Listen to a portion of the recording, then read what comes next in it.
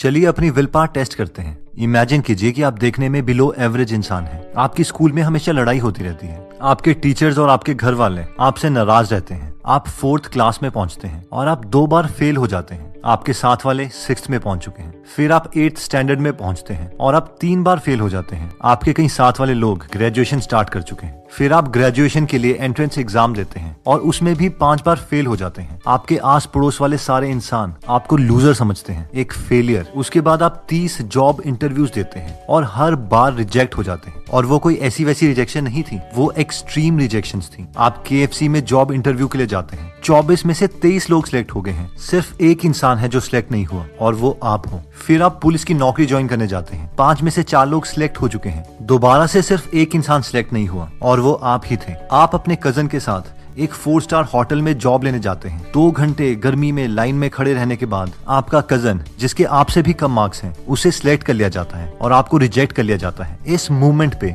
इतने फेलियर्स के बाद हम में से मैक्सिमम लोग क्विट कर देंगे कि यार मुझसे अब और फेलियर सहन नहीं होते, मुझे लाइफ में और कुछ नहीं करना, I quit. But Jack Ma, जिनके साथ एक्चुअल में ये सब चीजें हुई हैं, उन्होंने क्विट नहीं किया और इसीलिए आज वो दुनिया के सबसे अमीर लोगों में से एक हैं और उनका IPO आज तक का सबसे बड़ा IPO है, इवन बिगर देन गूगल। तो आइए नजर डालते हैं जैक मा की स्टोरी पर। जैक मा पैदा हुए थे 15 अक्टूबर 1964 साउथ ईस्टर्न चाइना में, जिस जगह का नाम था हैंगजू। उनका एक बड़ा भाई और छोटी बहन थी। ये उस वक्त की बात है जब चाइना वेस्ट से पूरी तरीके से आइसोलेटेड था और उनके घर वालों के पास उन्हें पालने के लिए बहुत कम पैसे थे। 1972 में प्रेसिडेंट निक्सन उनके शहर आए थे, जिसकी वजह से उनका शहर फेमस हो गया और वो एक टूरिस्ट प्लेस बन गया। जैक मा को इंग्लिश सीखने का बहुत ज्यादा शौक था, इसीलिए वो टूरिस्ट के फ्री गाइड बनते और उनसे बातचीत करके अपनी इंग्लिश इंप्रूव करते। उनको ये निकनेम जैक उनके एक टूरिस्ट फ्रेंड ने दिया था।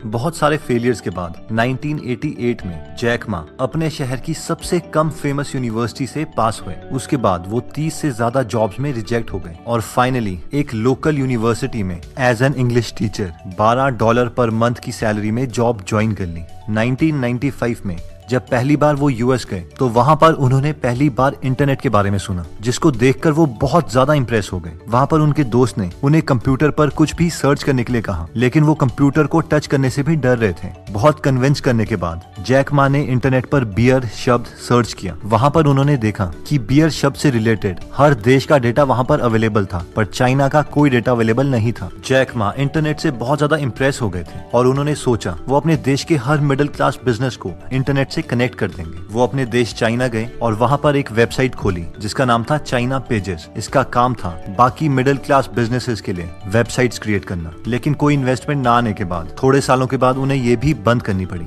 लेकिन हर बार की तरह इस बार भी जैक मा ने हार नहीं मानी और कुछ सालों के बाद अपने 17 दोस्त और पत्नी के साथ मिलकर एक नई वेबसाइट खोली जिसका नाम था Alibaba.com, जिसका काम था कि एक्सपोर्टर्स अपने प्रोडक्ट्स इस वेबसाइट में डाल सकते थे और कस्टमर उसे डायरेक्टली खरीद सकते थे। मिडल मैन का कॉन्सेप्ट इसमें रिमूव कर दिया गया। पहले 3 साल तक उन्होंने इस कंपनी से कुछ पैसे नहीं कमाए, लेकिन अक्टूबर 1999 में जैक मा ने गोल्डमैन सैक्स से $5 मिलियन रेज किए और सॉफ्ट बैंक से $20 मिलियन और 2005 में अलीबाबा में 40% शेयर लेके याहू ने $1 बिलियन इन्वेस्ट कर दिए और ये अलीबाबा के लिए बहुत बड़ी सक्सेस थी और याहू के लिए बहुत अच्छी इन्वेस्टमेंट। सितंबर 19, 2014 में अलीबाबा पब्लिक हो गया और वो दुनिया का सबसे बड़ा IPO था, गूगल से भी बड़ा। उस दिन जैक मा ने कहा कि आज हमें सिर्फ पैसे नहीं मिले हैं, आज हमें सारे दुनिया के लोगों का ट्रस्ट मिला है जिसे हमें हर हालत में मेंटेन रखना है। इसके बाद जैक मा चाइना के रिचेस्ट आदमी बन गए, जिनकी आज की नेट वर्थ है $25 बिलियन।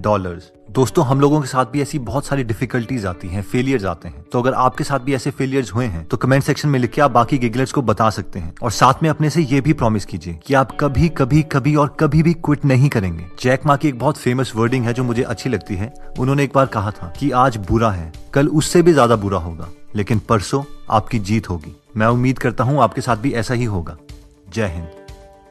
दोस्तों, कमेंट सेक्शन में आप बता सकते हैं कि आप नेक्स्ट वीडियो किस टॉपिक पर चाहते हैं, ताकि हमें भी फीडबैक मिले और उसी टॉपिक्स को हम कवर करें। इस चैनल को जरूर सब्सक्राइब कर लीजिए और बेल का बटन दबा दीजिए ताकि आप ऐसी नॉलेजेबल वीडियोस कभी मिस ना करें। और इस वीडियो को लाइक जरूर कीजिएगा ताकि हमारा कॉन्फिडेंस बढ़े।